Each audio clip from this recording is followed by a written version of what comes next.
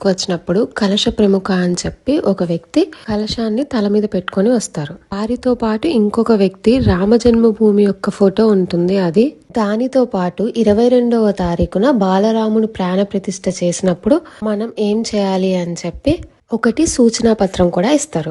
వాళ్ళు 1st నుంచి 15th మధ్యలో మన ఇంటికి వచ్చే ముందే మనం ముందుగా అక్షంతులు కలుపుకొని ఉంచుకోవాలి. ఇలా వాళ్ళు కలశంలో నుంచి కొన్ని అక్షంతులు తీసి మన అక్షంతుల్లో కలుపుతారు. అప్పుడు మన అక్షంతులు కూడా పవిత్రమైపోతాయి.